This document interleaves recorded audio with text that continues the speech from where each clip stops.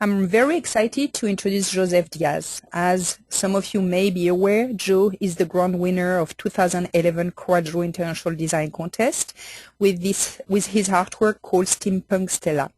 He also finished second in the 2013 CorelDRAW International Design Contest in the Fine Art category. Joe has over 10 years of design experience and has lived the design life since he was very young. His family has run Diaz Sign Art since he was a child. Joe began by sweeping the shop floors, and then his parents started teaching him how to lay out signs. Before long, Joe was creating simple layouts, and by high school he was creating logos. To learn more about Joe's journey, visit corel.com/CorelDRAW Masters or visit his website, diazmedia.com. Joe, would you like to start?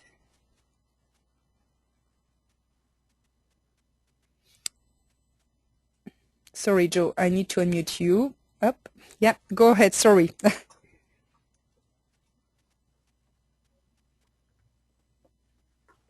Oh, can you hear me? Yeah, we can hear you now. Sorry for that. Okay, cool. Thanks for the intro. Hi, everybody. How you doing? What I wanted to do today was, when I was asked to do this webinar, I struggled to come up with a good topic. Before I don't know if you've seen any of the webinars before, but they've been, I talked through an entire project. So today I thought I'd do something a little different, and these are all kind of short tutorials that weren't quite large enough to be their own webinar, but I figured I'd try to cram as many of them into this hour-long webinar as I could. So to start off, the first one I want to do is a cool little trick for doing quick illustrations, vector illustrations. In this case, I started off with a photo of my nephew Patrick. This is taken when he was about 1 year old. And the first thing I like to do is actually crop. Essentially what I'm trying to get is this right here. And so what I'll do is I'll crop him out. Now, Corel Photo Paint has features for doing this, but in this case I want to create this vector shape. And the way I do that is by using the freehand tool, which can be found here. I'm going to start here just below his shoulders. And what I like to do is click once, click down again, and then create these straight lines as opposed to holding down the mouse button, which creates curves like this when you hold down the mouse button. In this case, I like to just rough it out by creating straight lines. Then what I do is I come back in with the shape tool. A lot of times if I know there's going to be a bunch of, these are going to end up being a bunch of curves, I would select everything and I would select the convert to curve option here, and it's going to turn all these straight lines into curves. Now you can do that individually by right-clicking on a line segment, and if it's a line, to curve will be dark, and if it's will be clickable, and if it's a curve, then you'll see that to line is clickable. So I basically go in like this, and I can add nodes by just double-clicking anywhere on a line.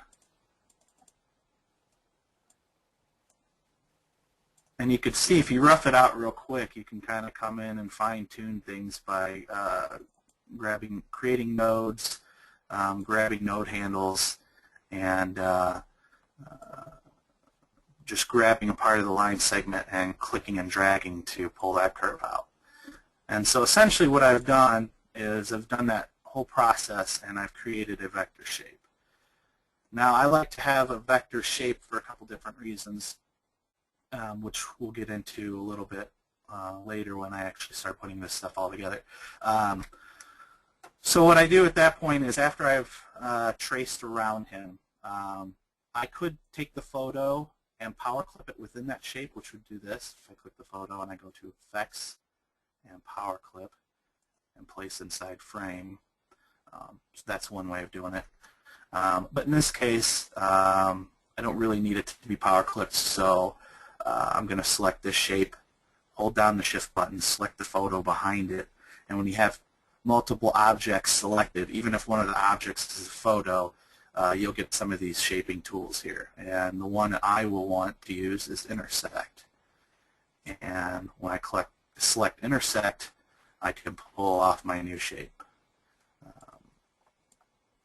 And that's what we'll start. That's kind of our base for creating this illustration effect. So after that, I'm going to duplicate this.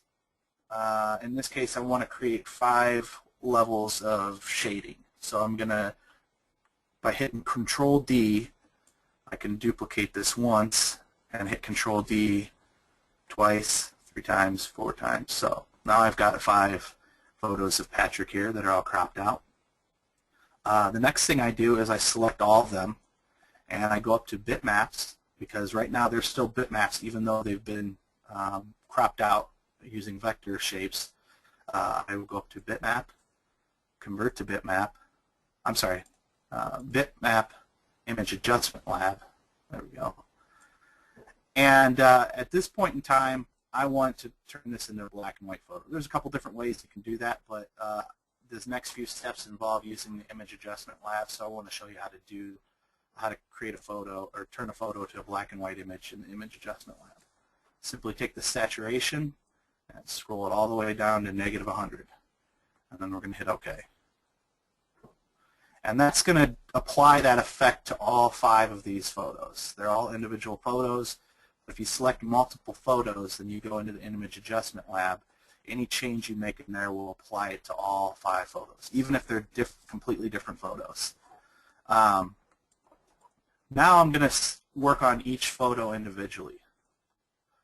We're going to go up to Bitmaps, Image Adjustment Lab, and I am going to turn my contrast all the way up, and I'm going to start with my brightness pretty far down. And you kind of have to play with this. It's different for each photo, but I'm going to shoot for that there, and I'm going to hit OK. Now I'm going to go to Bitmap Image Adjustment Lab, pull the contrast up, and we did -60 before, so now we're going to go up to something a little bit brighter. And you keep going down the line each time, pulling your contrast all the way to 100 and adding a little bit more brightness. And so you'll keep going through that like that. And when you're done, you'll have these 3 different levels of brightness. Now at this point in time, while there's still vector shape to it, I like to create these rectangles. Now making sure that your view, if you go to view and you go to snap to, make sure your snap to objects is turned on. I use Alt-Z as a shortcut a lot. It's one of those, I'm not a big shortcut guy, but that is one that I have memorized and I use all the time because I toggle that on and off quite a bit. So what you do is you just simply create a rectangle and you grab a hold of the node here and I snap it to, if I go into wireframe, you can see I'm snapping it to that part. And I'm creating those rectangles. We're using those as registration marks. Now this process may not be necessary if you're doing printed graphics, but if you're doing something like vinyl graphics, you can keep those rectangles there to use during the vinyl production process. Joe? Yeah. Yeah, quick question from Roger. Why desaturate the photo of Patrick instead of converting to grayscale? Are there any advantages? It's just another way of doing it. I like going into the image adjustment lab because I've got that nice big preview that I can work from. I think, the way that Roger said is another way of doing it, and it works perfectly fine. It's just kind of just like a lot of things in CorelDRAW, there's a lot of different ways to approach the same thing. And you know, for me, the image adjustment lab is something that I use quite a lot. I like the big preview that it has. So if you go to this big huge preview, I really like that. Okay, great. So that's why I use that. That's why I use that feature. Okay, excellent. Thank you. Yeah, thank you. That was a good question. Yeah. Okay, so now what I do is I've got these these 5 different images. We've got these registration rectangles that are the same on the same spot as each one of them, which will come into play a little bit later. Now what I do is I select all of them. Actually, I'm just going to move this over so I can get to it a little bit easier. I'm going to duplicate this.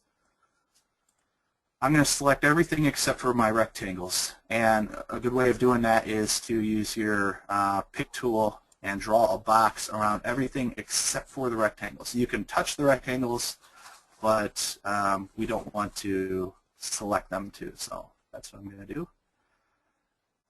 And I'm going to go up to bitmap image adjustment lab. I'm sorry, bitmap, convert to bitmap. And I'm going to just convert that to, in this case, 72 dpi image. So this is all going to be one big image now. And I'm going to hit OK. So if I go into wireframe, you can see now that this is one big photo. Now what I do is I go to Trace Bitmap, and I'm going to go to Outline Trace and Line Art. Now up here you can see that we've got some panning and zooming tools.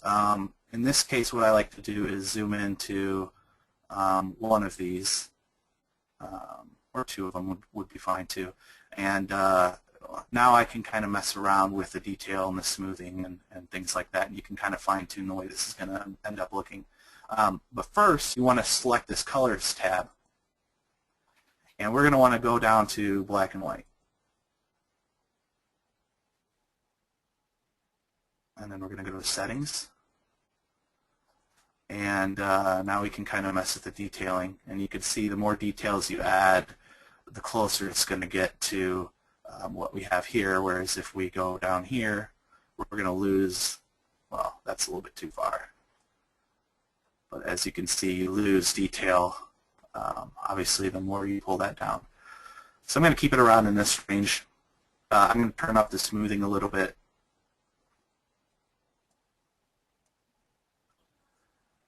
And you could even do the corner smoothing a little bit, kind of helps it. Once you have what you like, you can go ahead and hit OK. Or actually, before you do that, one thing you can do is, if this box right here will delete the bitmap that you're using to create the vector image, and you can select that or unselect that, just depends if you want to keep that bitmap that you started with or not. But this is a cool feature. If you hit Remove Background and then you specify color, in this case I want to get rid of black too, so I'm going to select this color, and then make sure you check this because this will get rid of all the black and leave just the white.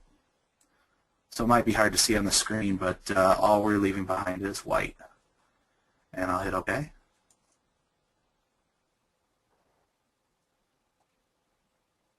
And I'll let Corel do its thing. There we go. Now we can't see what's going on, so what might be helpful is to create a rectangle behind this. And if you right-click and go to Order and go to the back of the page, you could do that. Or what I like to do is hit Shift Page down a few times to get to the back of the page. I'm going to give that a black fill so I can see what I'm doing. Now at this point in time we have one vector shape.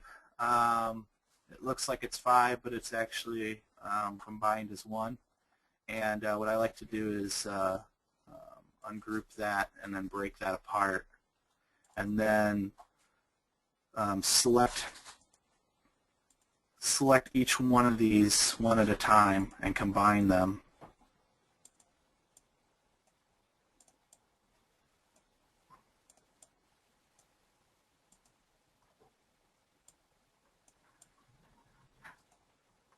Oops.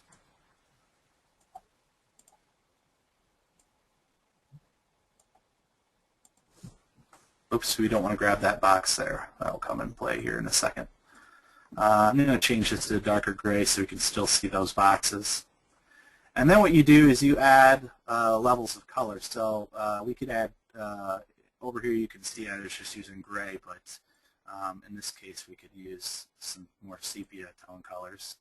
And what you want to do is your bottom layer will be your darkest color and your top layer will be your lightest color.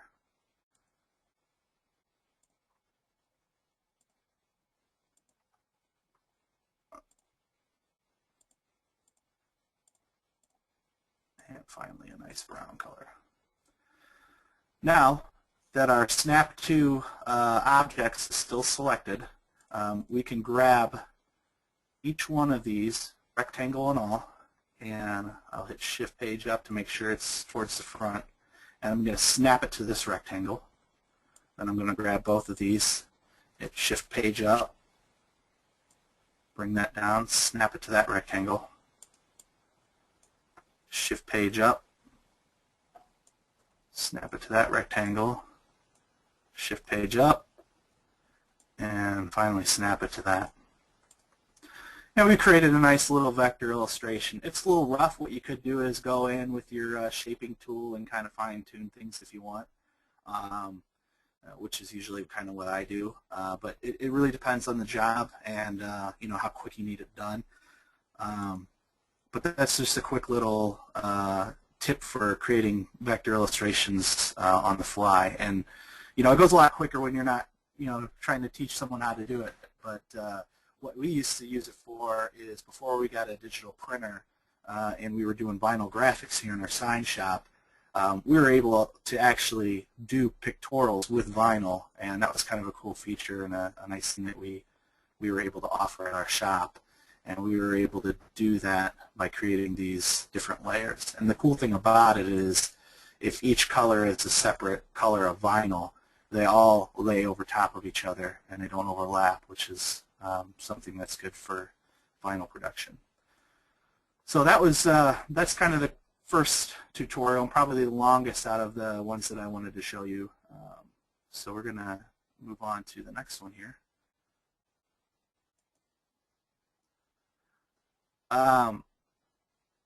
What I want to do with this is show you how to create kind of a reflection effect. In this case, we've got this, we're going to create a reflection of this building on the ground here. And the way I do that is I'm going to ungroup this. And I just want to select this part of the building. So I'm going to go in here, I'm going to hit Control D to duplicate that and bring that down here. And I'm going to delete things like this tree here. We don't need that.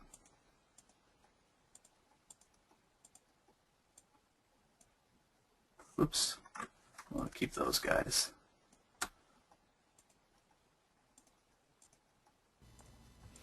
Joe? Yeah. No question, but just to feedback. That's a great tip and amazing. So just wanted to let you know that it seems that people really like this tip. Well, cool. That's good to know. Yeah, it's really been a nice little trick that we've used at our shop for the last few years. Like I said, now that we've got a digital printer, we still use that every once in a while, but even when I do vector illustrations and pictorials and stuff, I might use that as a reference for more complicated illustrations. But yeah, it's the good, you know, you got control over color, you got control over your layers. It's just kind of a nice way to break things up. So what I'm going to do now is I'm going to flip this or mirror it. And at this point in time, I can go up to bitmap, convert to bitmap. And depending on how big of an image this is going to end up being for, you know, final production, you might want to go with 300 dpi or something along those ranges. But I just want something for this tutorial here, so we'll go with that. Now we'll do the same thing with this side. I'm going to duplicate this and delete all the stuff I don't want.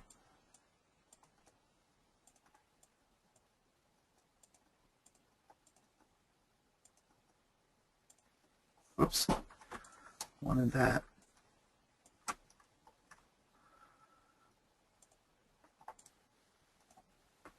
And same deal, we're going to mirror that and convert it to bitmap.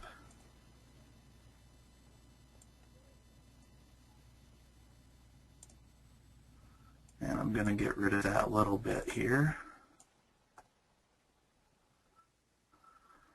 Okay, so now all we have to do is select this a second time, and it gives us our rotate and skew commands. Joe? And yeah, go ahead. Yeah, two questions. Kate is asking why you are converting to bitmap. I'll show her in a second. Okay. We're dealing with multiple. Yeah, go ahead. On the second question is it's related or not, but Lee would love you to show your tip, about creating the trees. If you have any tip on your trees. Yeah, actually what I just did for the face illustration, that applies for trees too. You can do the exact same thing. You can see it's just they're flat colors, and that's how I did it. That same way we did this face illustration, you can do the same thing for trees. And you might go in and draw your own trunk and branches, but yeah, that's how you do a quick little tree illustration. So now that this is a bitmap, the reason why you want this to be a bitmap is this next step here. We're going to go to our transparency tool, and when you select something in transparency, it gives you these options up here. Now you could do uniform, but in this case I want to do linear, and I want to make sure that this node, this white node, is towards the top and this dark node is towards the bottom. And then you can do the same thing on this side. A quick way, as soon as you select the transparency tool, by default, if you click and drag without going up here, it automatically starts with your linear transparency effect. And you could kind of do it at an angle if you want. I've seen a lot of people do kind of this reflection trick with bitmaps, and a lot of times what people do is they distort this part, not skew, but distort, so they would make it really skinny like that. And if you look at things that are reflecting, they don't reflect that way. So I like to keep it how I had it, where it's nice and long like that. And now you can select both of these again if you want, and merge it into one bitmap if you wanted to. And we can get rid of this extra. If you go to your shape tool and select a bitmap, you can kind of crop out stuff. So we don't need all this down here. We can pull that up there like that. And then you can go in and start doing the same thing to the trees. So like the trees would be reflecting on the ground too. Let me select just that one tree. And we'll duplicate that. And we don't need the shadows. Whoops.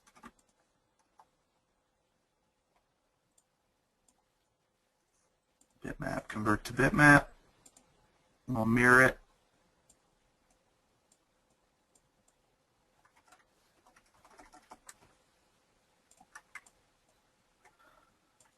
Now there again, the reason why I convert these to bitmaps instead of vector is if you have two vector shapes on top of each other, and let's say they're overlapping each other like this,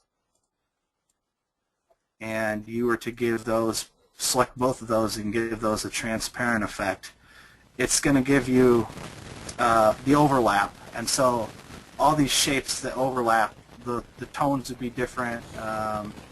It wouldn't make for a good reflection effect. So that's why I converted it into a bitmap. Yeah, go ahead. Yeah. One question from Yogita. Instead of making it bitmap, would it have helped to quickly keep it linear, transparent by inserting it in a rectangle and then making that rectangle linear, transparent in order to avoid min-maps? Like I said, the reason why I like to do the bitmap part of it is when shapes overlap, and you can kind of see it right here with the tree. See, that would be a problem. It just depends on the project and how picky I want to be, but I could go in here and crop all this stuff out because I don't like how the tree and the building overlap. And the same goes for vectors. Like I said, if you have two vector shapes overlapping and you give them a transparent effect, that bottom vector shape is going to show through the top one. So I like to keep stuff as vector as possible. Most of my all this back here is all vector. I like to design in vector. I like to keep as much of it vector as possible. But in this case, just to do it quickly, I like to convert to bitmap. It's just kind of a quicker way of doing it. And this is a low resolution bitmap. A higher resolution one would have a little better quality. The other thing you could do is you could trim out or front to back all of your shapes so that they don't overlap. That's another way you could do it. And then you could keep it all vector. But yeah, that's the reason for doing the bitmap. But yeah, you experiment with it if you want to. If you don't want to use bitmaps in your illustrations, you have to kind of play with it until you can figure out a good way to do it without using those effects. Okay, thank you, Joe. Yogita just says thank for your feedback. Okay, thanks for the question. All right, so I'm going to move over to part 2, and I'm going to talk a little bit. This kind of goes along with the transparency bitmap effects I did in that last little tutorial. This is a design I did for a video game here, and what we did is we had a 3D model, and this is sort of the base colors, some minor shading. This is 3D modeling of the same illustration, and then as you can see over here, we've got some blue lighting, and we created a blue lighting channel because her wings were going to end up being blue. And so these are all bitmaps. They were created in another 3D program, and what I like to do in this case is we start with our base. This will end up being our base, and we'll keep her on a black background here.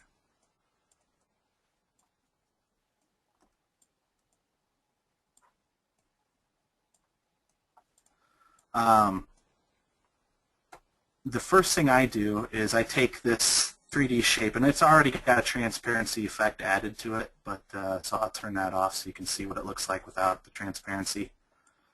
It's just kind of an ivory color with some shading. So the first thing I do is I go to the transparency tool, and we're going to go to uniform in this case, and I'm going to go to subtract. And I'll show you kind of the difference between add and subtract, because this first one will be subtract, the next one will be add. So hit subtract, and what it's doing is it's just subtracting the dark shades and the medium shades from whatever I put it over top of, which in this case is going to be the angel warrior over here. So I'm going to, again, using our snap to objects, I'm going to snap this over top of that. And when I go into enhance, you can see that kind of gave her a nice 3D effect. So she's going to look kind of cartoony, which is kind of the style we're going for. Now this channel over here, same sort of deal. I'm going to take the transparency off of it so you can see how that would look.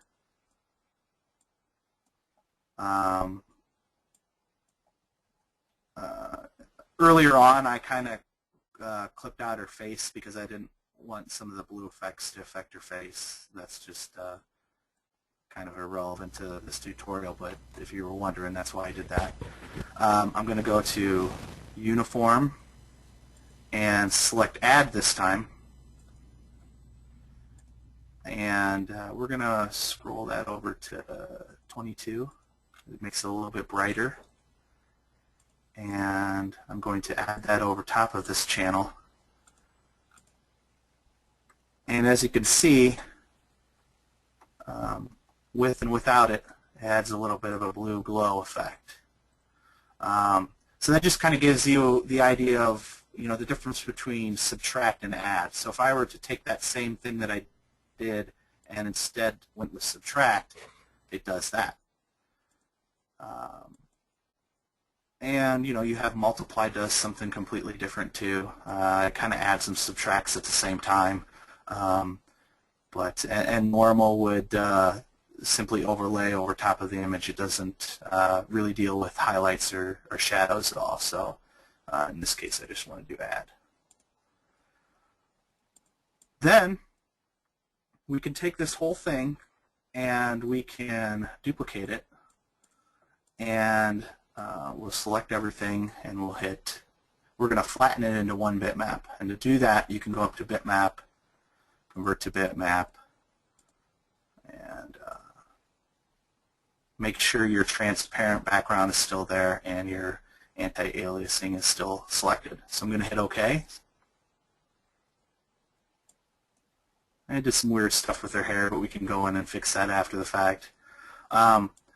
Because she's an angel kind of warrior character, sort of high-tech angel, I want to make it look like she's glowing. So I'm going to duplicate her, Control D, and this is a flattened bitmap, this is a flattened bitmap. I'm going to go up to bitmaps, and there's a blur selection here, and I'm going to select Gaussian blur, and I'm going to adjust that and hit OK. Now I'm going to pull this angel to the front by hitting Shift Page Up, and I'm going to move this one back behind her. If we go to wireframe, we can see a little bit better where the bitmap starts and ends. I'm going to go to Enhance again. And now you can see it looks like she's kind of glowing. And if you want to make that glow more intense, you can go to your transparency tool here and select Add and crank that up. And as you can see, now it looks like she's kind of glowing. And you can duplicate that glow layer if you want and kind of make it larger if you want to make her look like she's glowing even more. Just depends on how far you want to go with it. But those are some of the bitmap effects that I use to make this look like she's glowing. You can see right here that I've got little orbs of light over top of certain, like her eyes. I wanted her eyes to look like they were glowing, so to do that I created a white circle, and this time using radial instead of linear, and we can go in here and adjust these so it's kind of the opposite.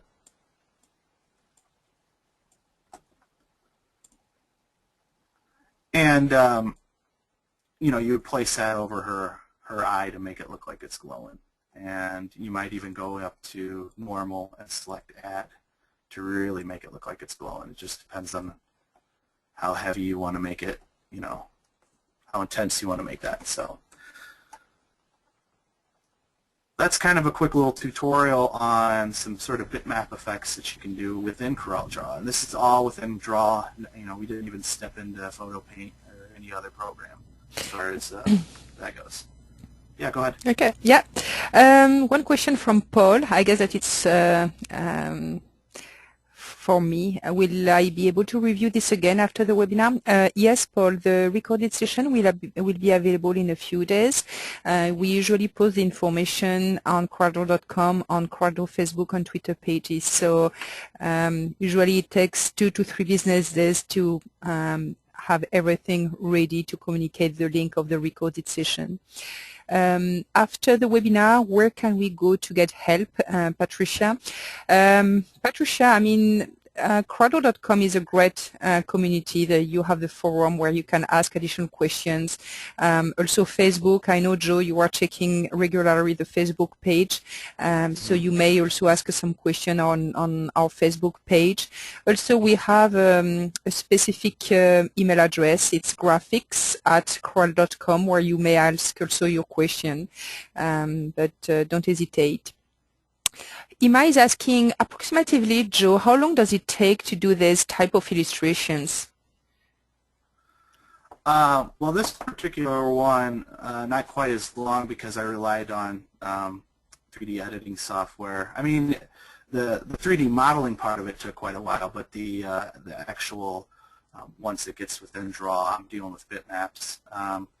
You know, it just kind of depends on the job. Some of them, you know, might take you know, a half an hour to do if it's a real simple illustration, and some of them might take several days, you know, working days to accomplish. So in this case, it took quite a while to do the 3D modeling part, but that was in a completely different program, and because this is a CorelDRAW webinar, I won't really dive into that too much.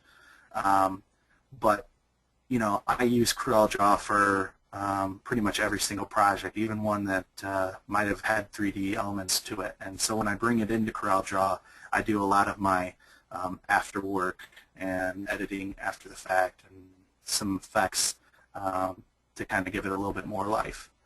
But okay. yeah, and I agree about CorelDRAW.com is a great resource if you've got questions. There's a lot of really knowledgeable people there.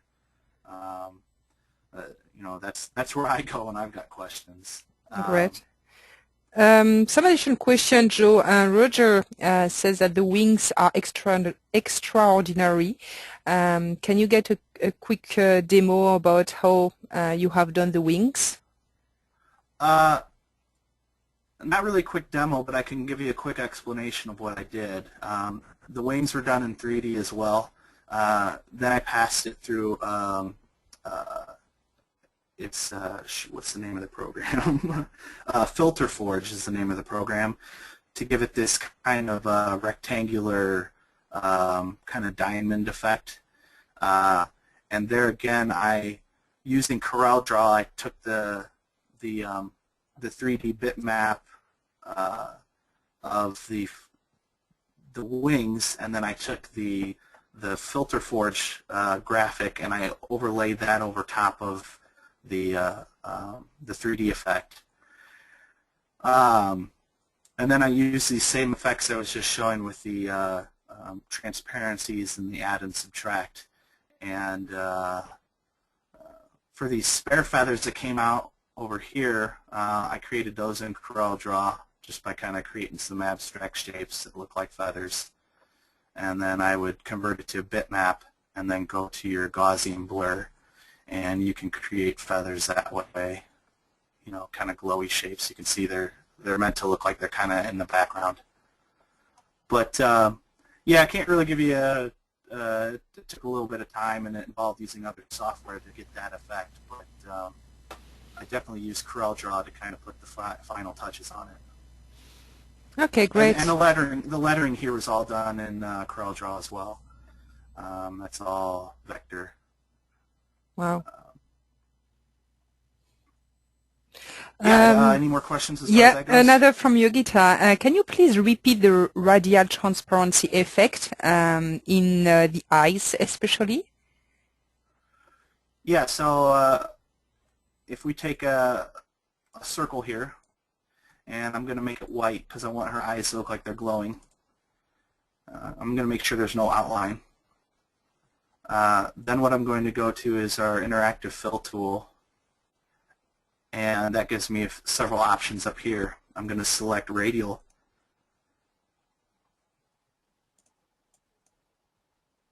And I'm sorry, not the interactive fill tool, the interactive transparency tool is what I meant to do, sorry. I'm going to select radial. I want this to be I want it to be the opposite of the way it's set up right now. So I'd go to this, I'd select this node and adjust the transparency. And then I'd select this node and go the opposite way. And so what that's done is that's created a white glow. And then I would put that over her eyes. And like I said, when you do the transparency, one of the effects that you have is, right now it's on normal, but if I select add instead, you can see it has kind of a different effect. But for her eyes, I would keep it like that.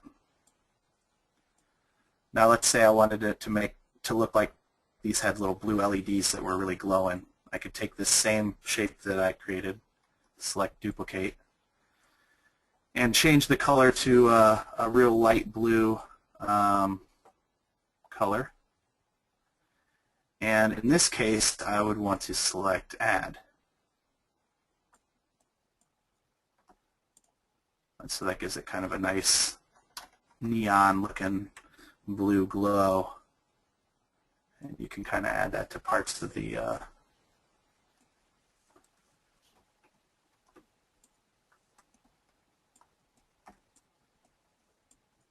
it's kind of a quick way of using CorelDRAW to add those bitmap effects.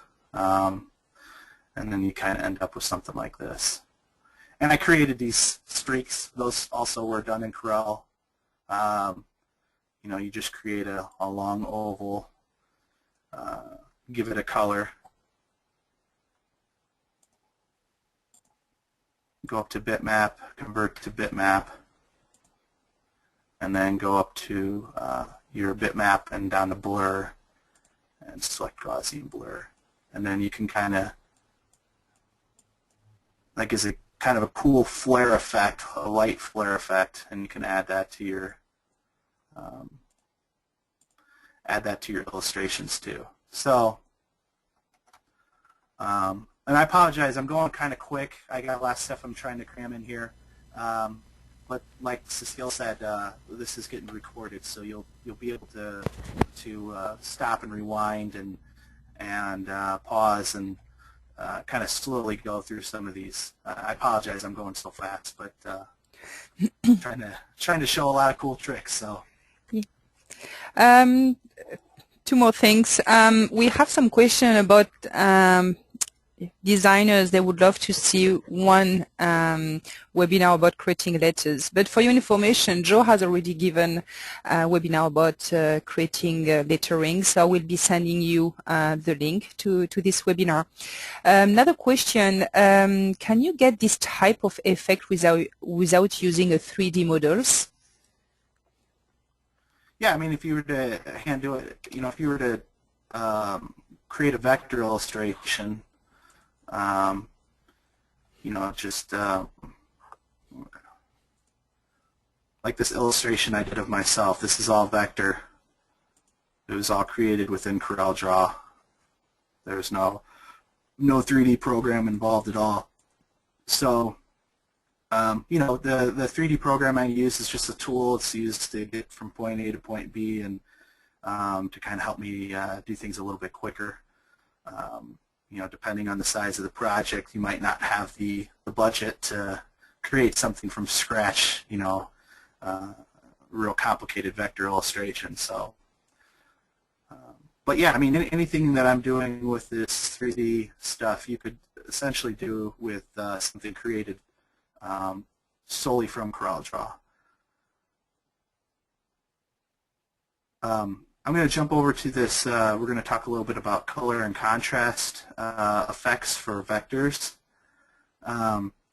This is an illustration I did. It's actually for a packaging and transportation company that deals with produce. So we created this vector illustration of fruit.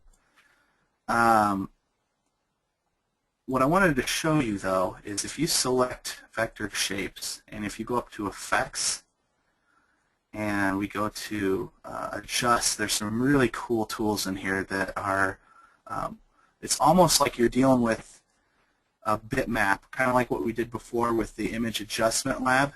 it gives you those same sort of tools, but you can apply those to vector shapes. So something I've really been, I'd say in the last few years I've really started using it, and it's been a huge time saver. Because if you draw an illustration and you don't get the shading just the way you want it, you can quickly go into here, and so for example I'm going to go to brightness, contrast, and intensity.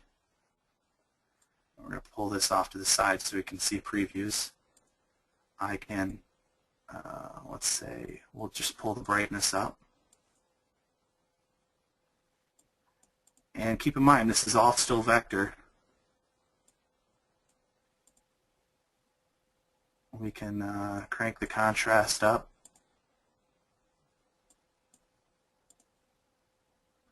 Or make it a little duller if you wanted to.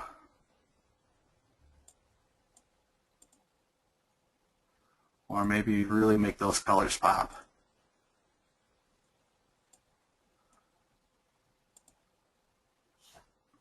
So that's a cool little trick using, it's under Effects and Adjust.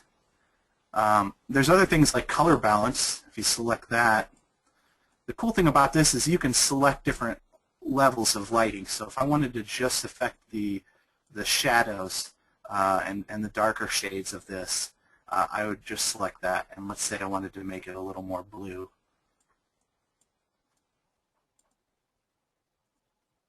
And as you can see, if I select mid-tones and highlights now, it kind of does it to more. So if we drop those out,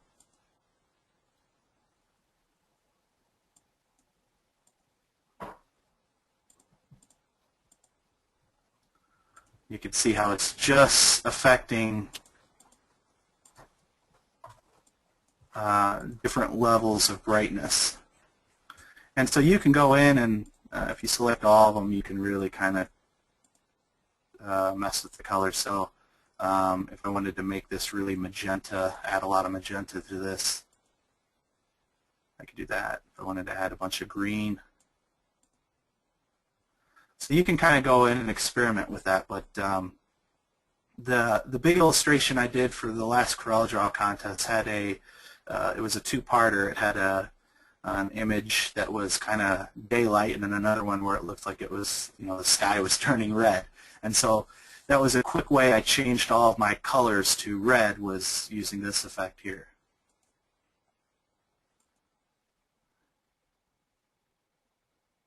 Here again, you can mess with your hue, your saturation, your lightness. Now there's other effects in here that work more for bitmaps. A really cool one is replace colors. Here again, this is all stuff within Draw. We don't even have to go into Photo Paint to get to it. If I select this and I turn this into a bitmap,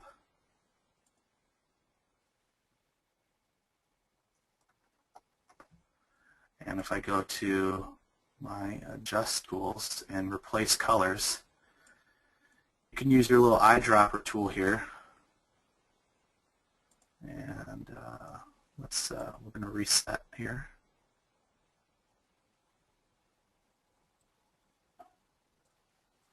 Actually, I'm gonna create this in a smaller bitmap so it's not taking so long for my computer to figure some of this stuff out. Okay.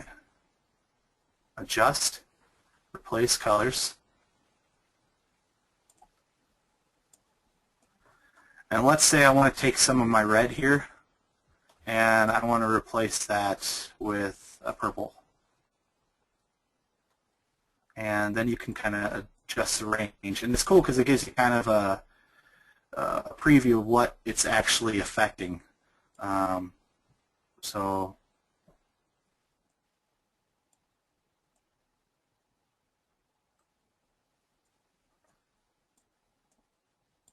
that's kind of a cool little, this is all under Effects and Adjust. Any questions on that?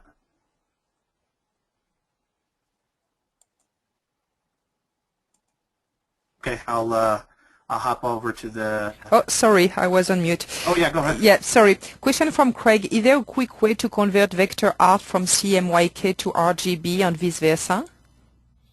Yeah, real quick way. I go to bitmap, well, let's see. If you're, it depends if he's talking about bitmaps or if he's talking about vector shapes. But if you're talking about bitmaps, if you start off with, we'll go back. If we start off with an RGB bitmap, and if you go up to bitmaps, image or convert to bitmap, you can simply select CMYK and select OK, and it's going to turn it into a cmyk image. Another way you could do it is if you're in vector, if we go to edit, find, and replace, and if we replace objects, there's this replace color model or palette. You would want to select that option and hit next.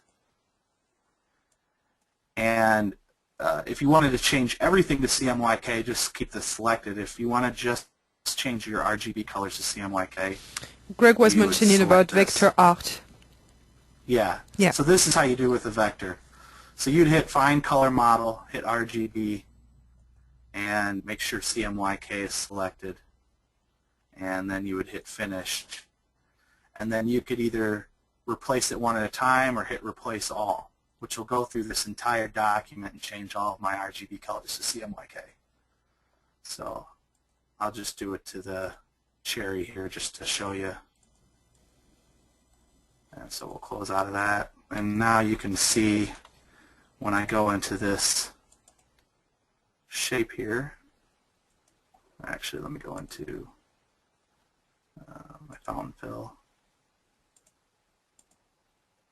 These colors are now CMYK colors instead of the RGB colors that they were.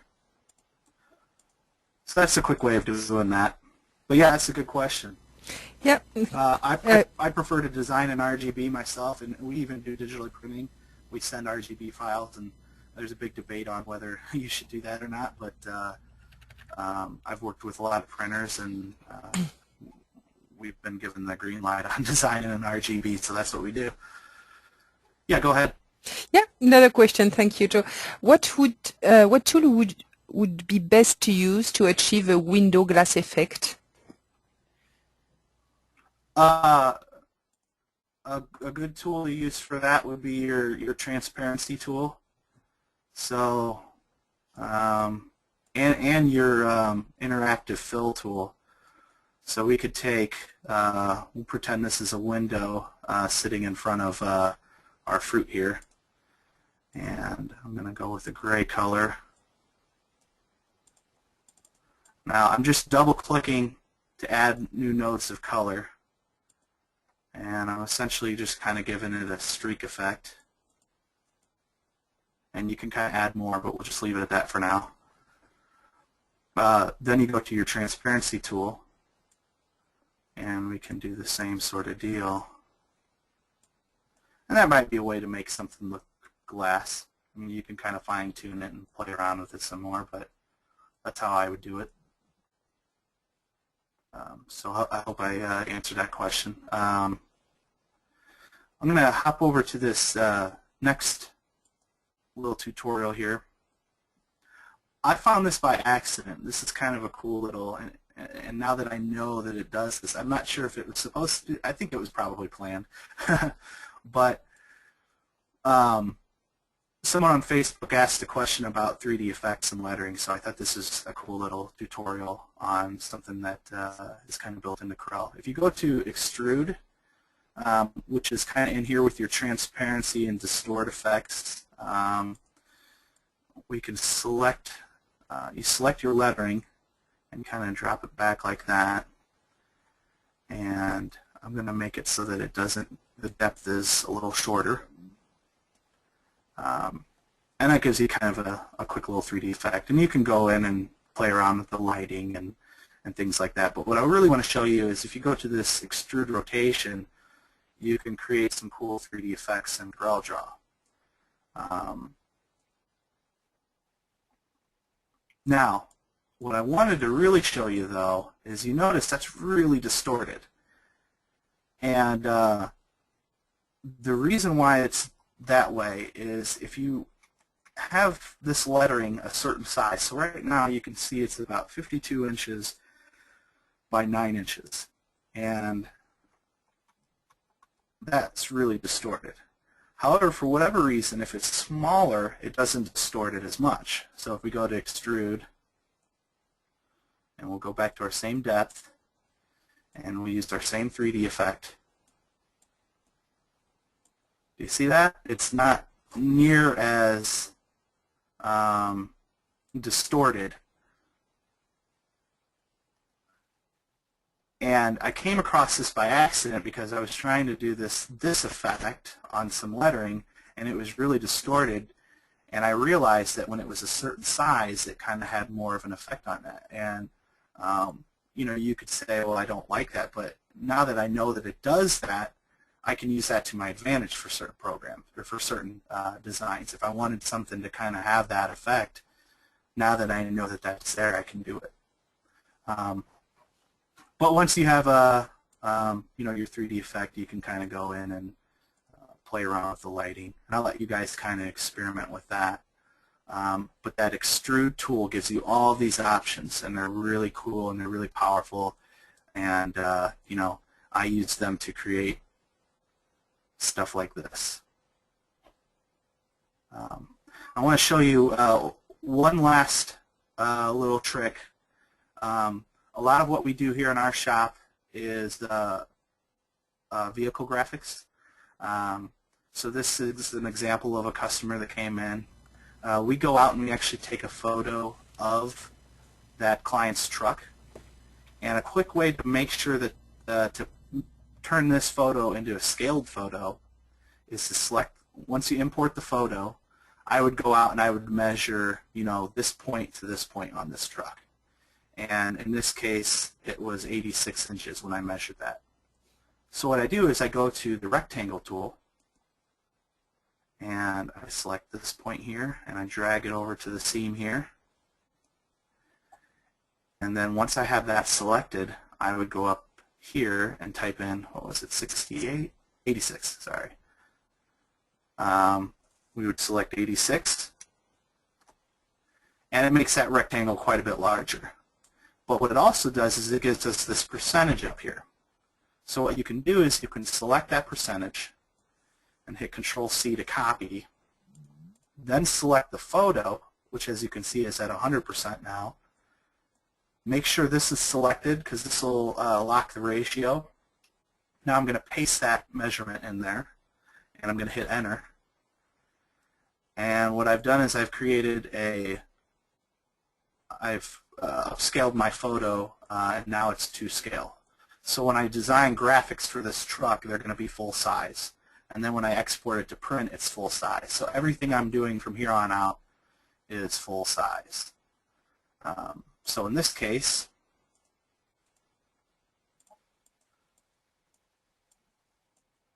this is a landscaping company. So I'm going to pull this photo.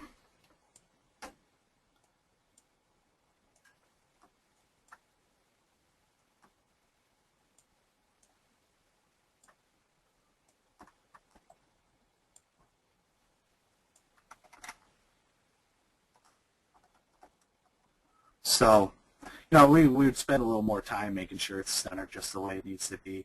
But that's an example of how we mock up photos for different projects here in town.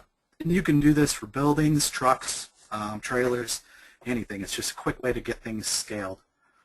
Then once I'm ready to show the client, a lot of times we like to have our clients come in if they can, if they're local, and we can kind of discuss everything while they're here, because we like to avoid emailing our artwork out for various reasons.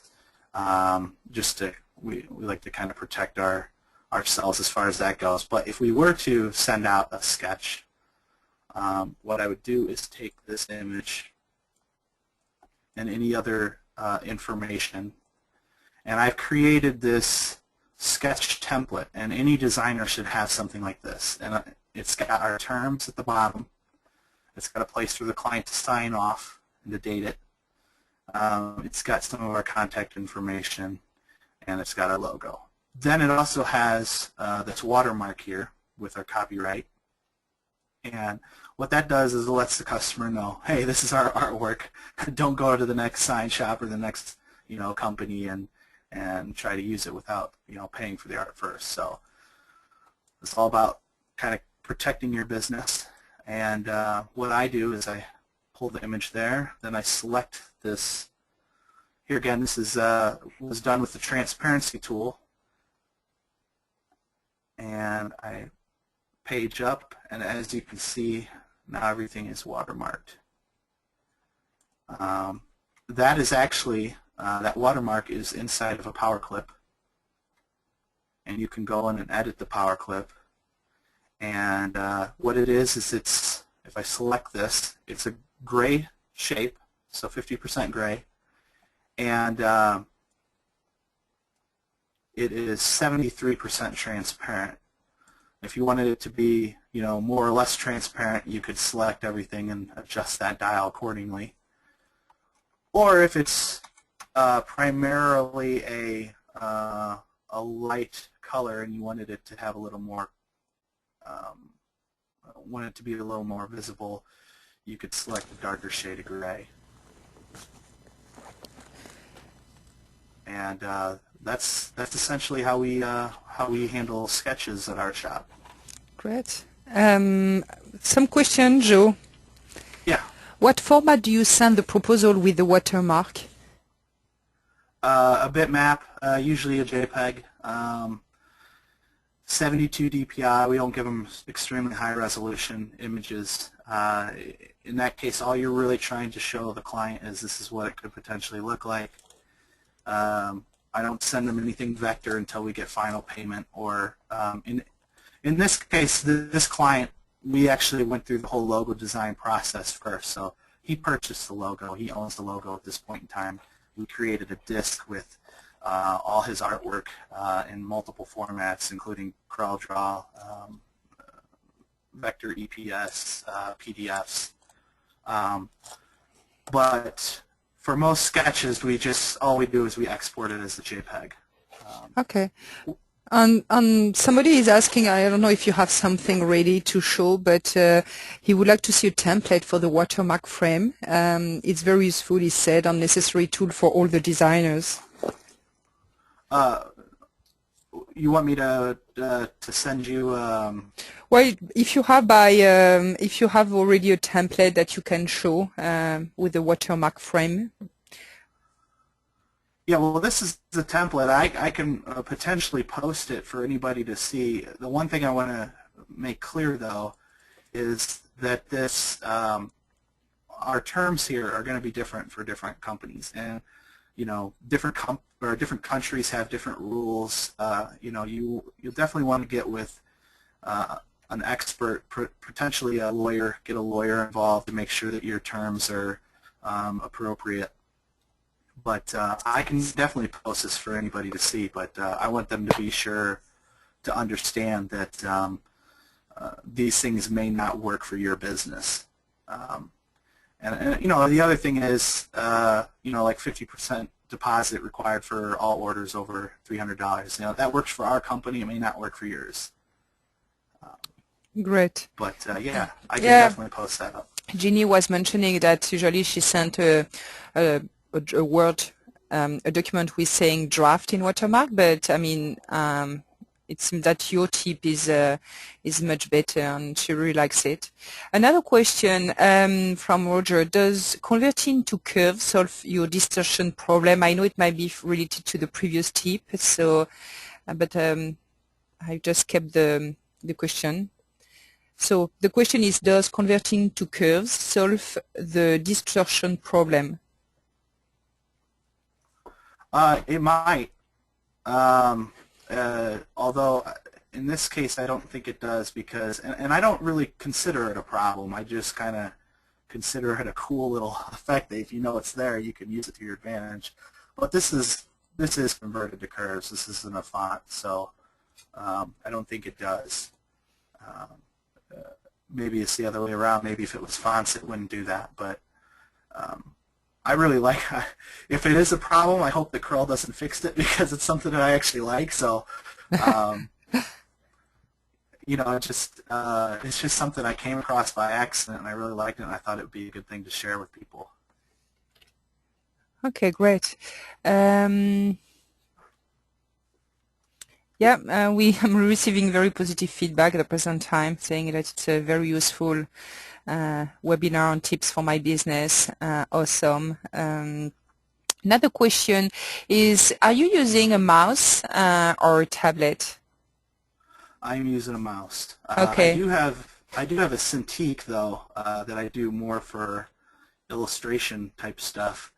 Like for example, I'll go back to my picture of my ugly mug again here. All these individual hairs for if you have a tablet, it's real easy to use that for that type of stuff. But yeah, I kind of use both. I'm primarily use the mouse though, to be honest with you. I'm still getting used to the tablet. It's a newer thing for me.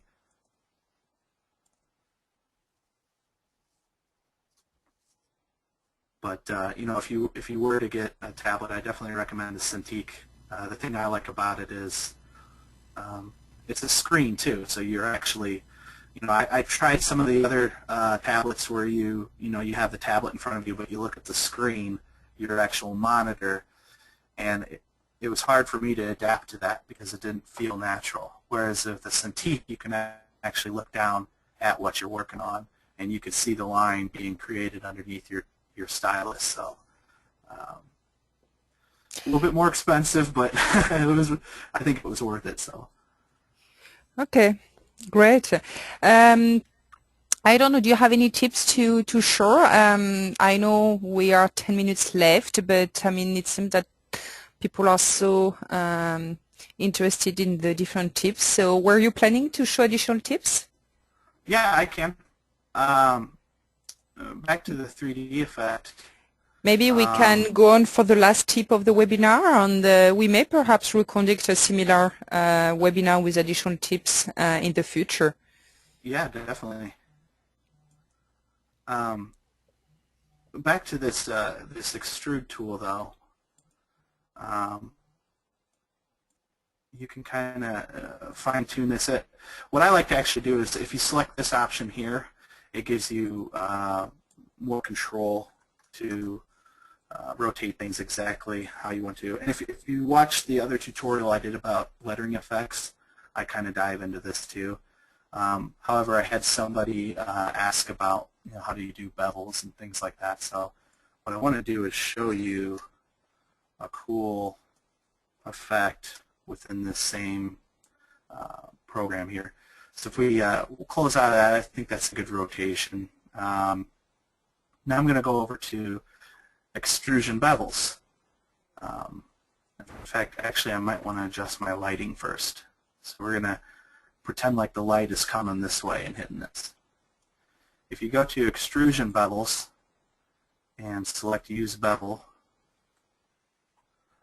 you can kind of create these bevels. Now, the one problem is, like in this case, the internal part of the A comes up, and so this is wanting to continue following that through. So what you could do is, if you really like this angle, you could keep it this way and then go in, and because this is vector, go in and fine-tune things and fix it the way you think it should be done. However, I found that this bevel tool really works best and seems like it was designed mainly to handle small bevels. So if we reduce this measurement to something like that, let's say, to me, I think that's what it was designed to be used for. You still have your flat edge, but now we've got a little bit of a curve here. And if we get rid of our outlines, it looks a little bit nicer. And so that's one cool thing within that extrude feature. Another one is if you go up to here, you can assign different colors to different parts of it. So in this case, we can add some red here, or if we select this option, we can add some gradients to it. So you have your red going back to your black. And then your bevels will kind of do the same thing. So that's kind of cool. You can play around with that. A lot of times, though, what I like to do is once I get something the way I want it, I will convert it to curves and then do some of the shading on my own, because nothing against CorelDRAW, obviously I love CorelDRAW, but anytime you rely on software to do something like that, you might have some kind of weird results. So a lot of times I like to go in and kind of fine-tune stuff myself as far as the shading goes. But if you know that that's there, it's a good shortcut for certain projects. The other thing, back to the bevel, if you select the show bevel only, it essentially drops out this extrude, and all you're left with is your lettering and your bevel. So that might be handy for certain projects too. And if we go over to my glow effect sample, you can see I didn't really mess with the bevel in this case, but I did use the extrude, and I used several layers of extrude. So this was a shape with an extrude. This is a shape with an extrude.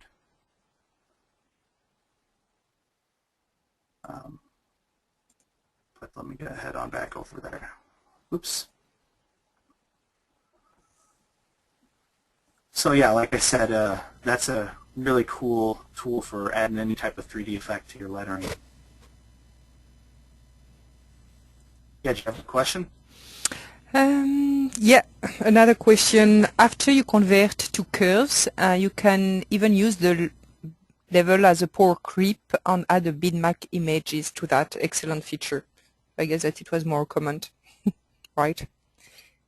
Okay. No more question. Very positive feedback. No more question on my side. Yeah, like I said, when I set out to do this webinar, I kind of wanted to do some of these quick tutorials that I thought, they weren't quite large enough to be their own webinar, but they're definitely things that have helped me throughout my career. So hopefully they'll help some of you. Well, I'm sure, Joe. I have very positive feedback, and it seems that a lot of people will be interested in viewing again the recorded session of your webinar. So a big thank you to you. Yeah, I think we are done. Sorry for the late, but we found that we agreed with Joe to go beyond the 1 hour because, I mean, he has so much to show you. So, yeah, one more time, a big thank you, Joe, for sharing your tips and techniques today. And thank you, everyone, also for your interest in CorelDRAW Graphic Suite. Again, if you are interested in the X6 version, you can simply visit corel.com on CorelDRAW. We don't have any webinars for next month because, I mean, something is coming. I can't tell you for the moment, but something is coming. So you will see. Just stay tuned on our Facebook, Twitter pages, on CorelDRAW.com. And, well, I hope so next webinar will be with Stefan Lindblad in April. Thank you very much, everybody. Have a great evening, afternoon, and night also, because we have people from India. So, again, we are all very happy to have you part of our webinars. Bye-bye. Thank you.